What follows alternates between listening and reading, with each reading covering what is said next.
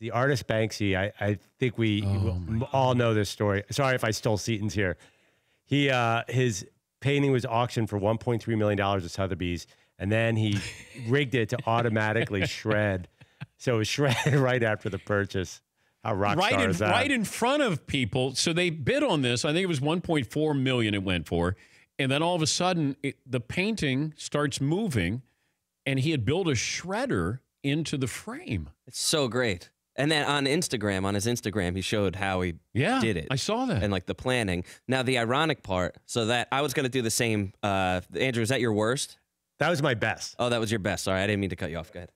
No, I knew the whole time I was stealing this from Seaton. Here's my question. Are you proud if you bought that? I'm psyched if I spent that $1.3 million. I was told, watch, it'll be worth more money because of what happened. So my best of the weekend was going to be Banksy shredding his own artwork. My worst of the weekend is that it backfired totally, and now it's worth double what it. So when it sold for the $1.4 million, that was triple what they thought it would get, and now it's already doubled from that just because it's the shredded one. That is, the art world is fascinating. Well, he likes to thumb his nose at people. I mean, Banksy. If we don't know who he is, but there's a documentary, and it's so great of what Banksy's done and all these pieces of work throughout the world.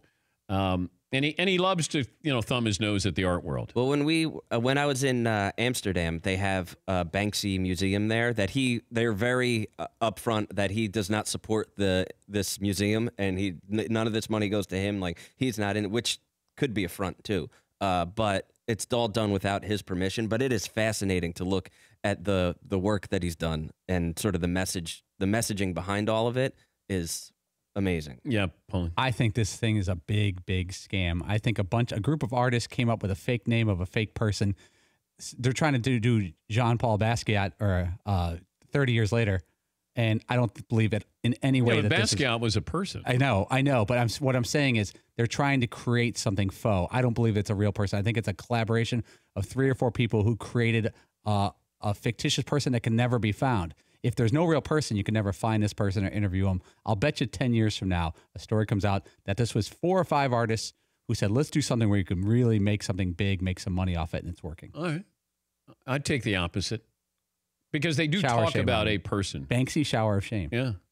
Maybe Banksy can create the shower of shame for us. And even if there is no Banksy, it's still awesome. Yeah. Then those people who created it are fantastic. And the artwork is super cool. It's sort of like graffiti-ish. Either way, the story is great then. But Banksy would do stuff where he would do street art, and nobody knew that it was Banksy, and then he would sell it for like $10, and it would be worth $100,000.